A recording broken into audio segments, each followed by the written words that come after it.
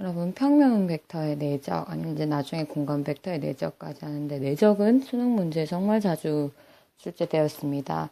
교육과정이 바뀌었다 해서 그게 바뀌지는 않을 것 같아요. 되게 중요합니다, 이거. 그리고 우리가 배우고 있는 지금 벡터 개념은 물리에서 나온 거 알죠? 그걸 정립한 게 수학자들이 그렇지. 그래갖고 내적 개념도 물리에서 왔습니다. 물리에서 1의 양을 계산하는 거에서 나왔습니다. 여기 이렇게 짐이 있어. 짐을 땡깁니다. 이제 이동을 시키려고 그래. 근데 힘을 어떻게 줬냐 하면, 요렇게 이동시키고 싶은데, 힘을 이렇게 준 거야. 그러면 이 힘은 방향도 있는 거 알죠? 힘은 벡터입니다. 그래서 힘 F 해서 이렇게 표현하고, 그랬더니 짐이 어떻게 끌리려면 이렇게 들어올린 건 아니야. 끌었거든. 이쪽 방향으로. 해서 요만큼 이렇게 이동을 했습니다. 이동, 거리, 야도 벡터 이렇게 됩니다. 그리고 보니까 이 힘의 방향이랑 야가 쓸 때 이동했던 방향이랑 이루는 각이 세타가 이렇게 돼요. 그때 1의 양은 여러분 어떻게 계산해? 1의 양은 여기에서 이렇게 정사형을 내리지.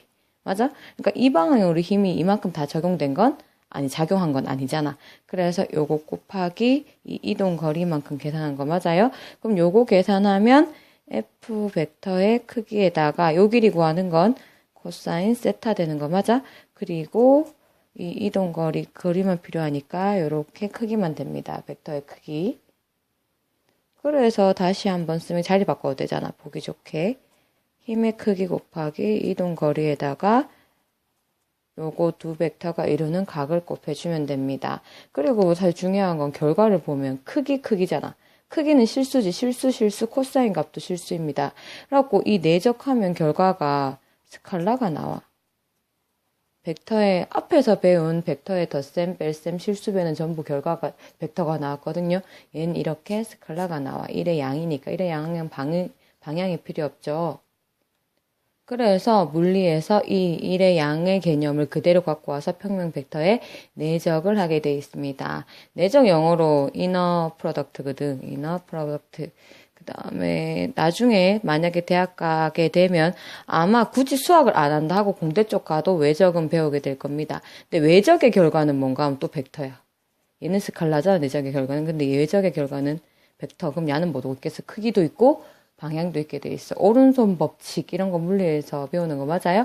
그때의 연산이 외적입니다. 그래서 이제 교과서에 나오는 평면 벡터의 내적의 정확한 정의를 보면 두 벡터 A 벡터 B 벡터가 이루는 각의 크기가 세타. 근데 여기서 보면 또 세타의 범위가 이렇게 있어. 세타의 범위가 0보다 크거나 같고 파이보다는 작거나 같습니다. 이렇게 이것도 이 범위가 있는 이유는 뭔가 하면 두 벡터가 이루는 크기잖아. 두 벡터는 화살표긴 하지만 결국 선분이죠, 선분. 그래서 보면 두 벡터가 이루는 각이 이렇게 될 수도 있죠. 그럼 그때 이 각을 봐야 되겠어, 요 각을 봐야 되겠어. 굳이 이 각을 보지 않겠다는 얘기죠. 이쪽에 작은 쪽 각을 볼 거거든. 그럼 세타의 값이 굳이 180도를 넘을 필요는 없죠. 항상 작은 쪽을 보기 때문에. 그래서 이 세타의 범위는 0 이상 파이 이하가 됩니다. 그랬을 때 A 벡터 내적 B 벡터는 A 벡터의 크기 곱하기 B 벡터의 크기 곱하기 두 벡터 이루는 각을 세타를 했을 때 코사인 세타 이렇게 돼요. 이 식도 이제 알고 있어야 되고 사실은 이제 문제에서 뭐가 많이 나오냐 하면 이 내적의 최대 최소 문제가 많이 나와. 최대 최소. 그때 풀 때는 사실 요걸 생각하는 것보다는 기하학적으로 이해하는 게 훨씬 편하거든. 그래서 기하학적 의미도 알아야 됩니다. 그래서 이제 기하학적 의미를 이 두 벡터가 이루는 각에 따라 나눠보면 우선 두 벡터가 이루는 각이 예각일 때 그러니 A 벡터 이렇게 되고 B 벡터랑 A 벡터 이루는 각이 이렇게 내각이야. B 벡터. 이게 세타 이렇게 됩니다.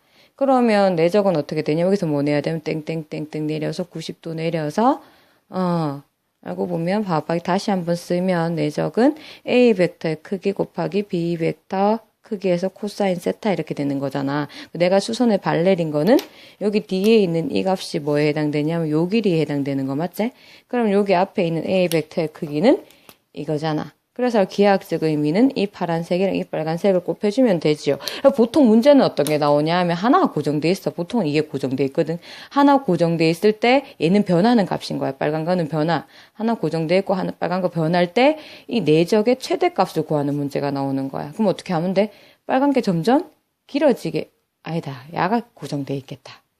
A 벡터가 고정돼 있겠지. A 벡터 이렇게 이게 고정돼 있고 야가 왔다 갔다 하겠지. 각에 따라서. 그렇게 되면 이게 값이 커지려면 여기 있는 야가 커지면 되겠지. 이렇게 내려가서 이런 문제가 잘 나와요.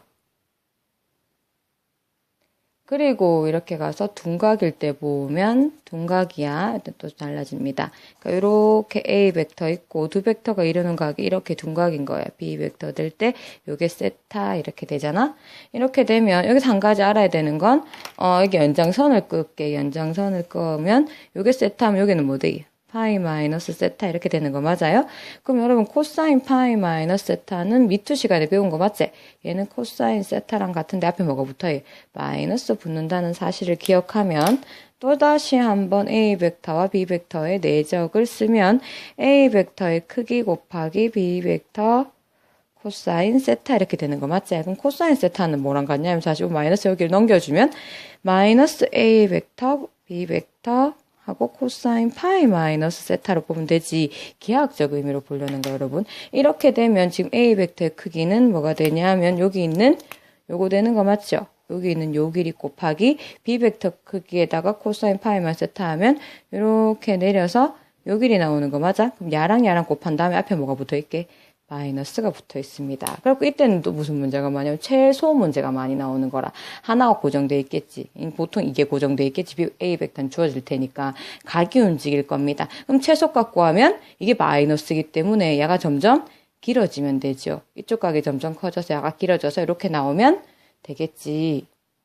우리가 이제 이 정의들을 배우고 나서 기출문제 풀 때 어떻게 나왔는지 한번 확인해 보도록 합시다. 그러면 여러분 이거 어떻게 될까요? 여기 이렇게 됐을 때 A 벡터 이렇게 있고 B 벡터 이렇게 있는데 땡땡땡 이게 세타예요. 근데 땡땡땡에서 코사인 세타 B 벡터 크게 코사인 세타 했더니 여기 딱 떨어져. 여기에 90도가 이렇게 되는 거지. 이랬을 때 A 벡터와 B 벡터의 내적의 결과는 뭐가 나올까? 요거 한번 생각해서 선착순 3명입니다. 선생님한테 와서 답을 말해주면 선물 주겠습니다.